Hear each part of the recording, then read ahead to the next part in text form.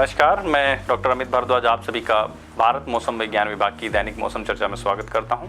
आज की तारीख है 7 फरवरी। अगर हम पिछले 24 घंटे के दौरान जो हमारा मौसम जो वेदर रिपोर्ट हुआ है, अगर उस हमारा सीवियर कोल्ड वेव शीत लहर जो है वो रियलाइज़ हुई है हमारे कुछ हिमाचल प्रदेश के कुछ इलाकों में। और अगर हम वेरी डेंस फॉग की बात करते हैं तो मेघालय में 12 पानी में 30 मीटर की विजिबिलिटी रिपोर्ट की गई है, जो कि वेरी डेंस फॉग कंडीशंस हैं। और अगर हम डेंस फॉग घना कोहरा की बात करते हैं तो आसाम में 100 मीटर की जोरहाट स्टेशन पे विजिबिलिटी रिपोर्ट की गई है। अगर हम बारिश की बात करते हैं तो लाइट रेनफॉल और स्नोफॉल जो हमारे कुछ इलाके हैं अरुणाचल प्रदेश के, वहाँ पे रिपोर्ट किया गया है। और आसाम एंड मेघालय और नागालैंड के कुछ इलाकों में NMMT के कुछ इलाकों में वहाँ पर लाइट रेनफॉल और स्नोफॉल के साथ इंसिडेंट रिपोर्ट किए गए हैं। अगर हम बात करते हैं आज के सिनॉप्टिक कंडीशन की, जो हमारा वेस्टर्न डिस्टर्बेंस है वो अभी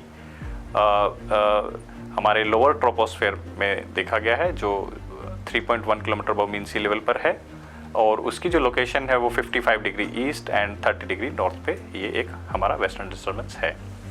अगर हम एक चक्रवाती परिसंचलन की बात करते हैं तो इसकी जो है हमारा नॉर्थ ईस्ट आसाम और उसके आसपास के इलाकों में बना हुआ है, जो समुद्र तल से 1.5 किलोमीटर अबव मीन सी लेवल से लेकर 3.1 किलोमीटर अबव मीन सी लेवल के बीच में देखा गया है।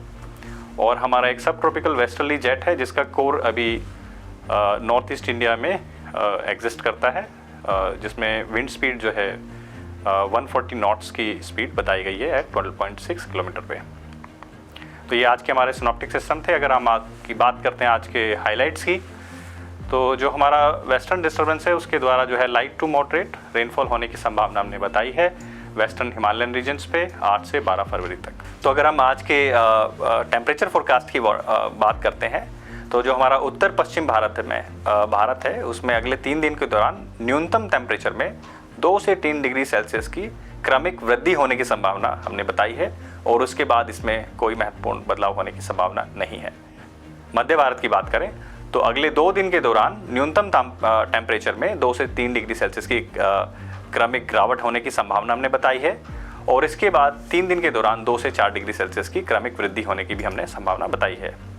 पूर्वी भारत की अगर हम बात करते हैं तो इसमें न्यूनतम टेम्परेचर में तापमान में अगले 3 दिन के दौरान कोई महत्वपूर्ण बदलाव होने की संभावना नहीं है, और उसके बाद इसमें अगले उससे आगे के 2 दिन के दौरान 2 से 4 डिग्री सेल्सियस की क्रमिक वृद्धि होने की हमने संभावना बताई है।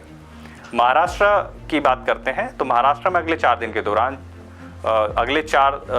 दौरान 24 घंटे के बाद न्यूनतम तापमान जो है 2 से 3 डिग्री सेल्सियस की क्रमिक वृद्धि होने की संभावना हमने उसमें बताई है। और अगर हम बात करते हैं महाराष्ट्र और मध्य भारत के अगले 4 से 5 दिन के दौरान अधिकतम टेम्परेचर की बात करते हैं तो उसमें 2 से 4 डिग्री सेल्सियस की क्रमिक वृद्धि होने की हमने संभावना बताई है।